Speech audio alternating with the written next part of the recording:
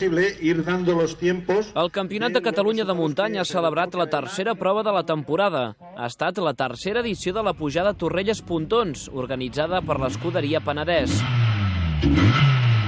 Prop d'una quarantena de pilots es van aplegar a Torrelles de Foix per participar en una carrera que va reunir en un tram de 5,3 quilòmetres un bon nombre d'aficionats al món del motor. Molt bé.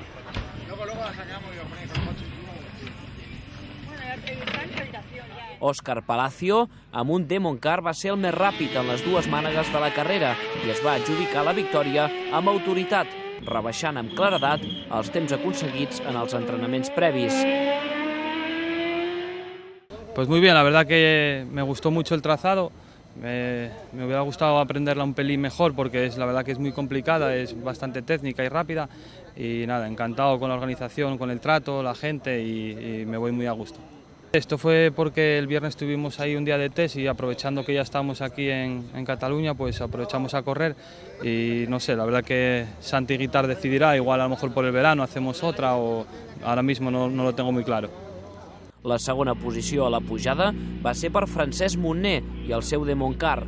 Montner, que s'havia estrenat en victòria en la primera cursa a Callús, va calcar pràcticament els mateixos temps en les dues mànegues, però es va quedar a més de 3 segons del guanyador. Ha estat una cursa que és molt maca, molt ràpida, molt tècnica i molt bé, estem a casa. Cursa que ha anat bé, hem fet segon lloc, hem tingut problemes de canvi, d'embrague, i és un tram molt maco, molt ràpid i molt tècnic. I bueno, ha vingut un senyor Òscar Palacios, campió d'Espanya, un gran nivell i aprendre d'ell.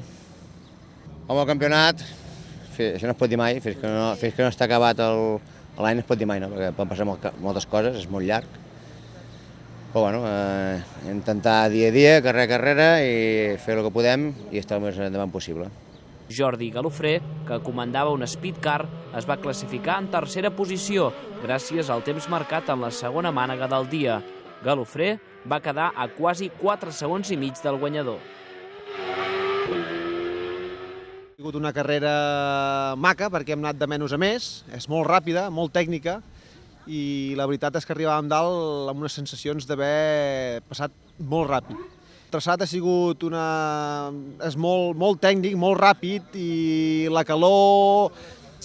La veritat és que ha sigut determinant també perquè amb els pneumàtics ha ajudat a que la cosa anés millor. Perquè de bon dematí hem tingut aquella pluja que ens ha fet tots una miqueta estar nerviosos. És una carrera perfecta i agrair a tots els que han contribuït a que es pogués fer aquesta carrera. En la categoria de turismes, el més ràpid va ser el Seat Córdoba World Rally Car de Gerard de la Casa, sisè classificat en la general de la jornada, a més de 9 segons del líder.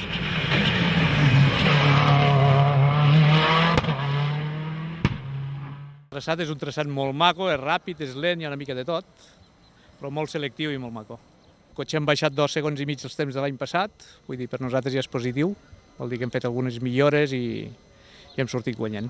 Doncs esperem seguir el català, mirar de guanyar alguna carrera més i fer alguna sortida a Cantàbria o Astúries. La segona posició entre els turismes va ser per Joan Salvans i el seu BMW M3, que va ser setè a la general.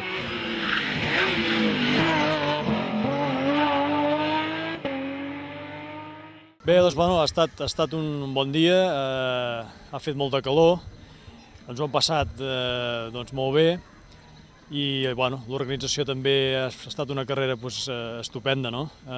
Tot molt ben organitzat, la pujada és molt maca, és una pujada molt ràpida i alhora també una mica perillosa perquè estàs passant contínuament entre unes muntanyes de pedra, però és l'atracció que té aquesta cursa, no?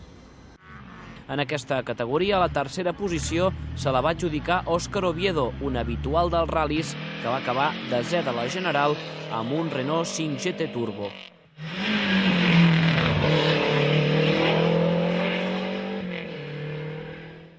Ha sigut una cursa molt difícil perquè era molt ràpida pel cotxe que portava i he tingut que anar molt fort per poder fer tercera de turismes. La pujada era molt ràpida per aquest cotxe i era l'únic l'únic problema que teníem, que era un cotxe que va molt bé pel virat, però el que era de tram ràpid anava rebotant molt, no molt suelto, i bueno, hem pogut aguantar bastant bé i hem tingut sort de guanyar, però hem guanyat, estan tots allà apretant, hem tingut molta sort.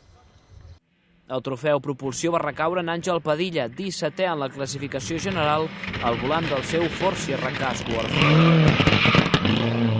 La quarta carrera del calendari català de muntanya serà la segona pujada Alp-Masella, prevista per al 14 de juliol.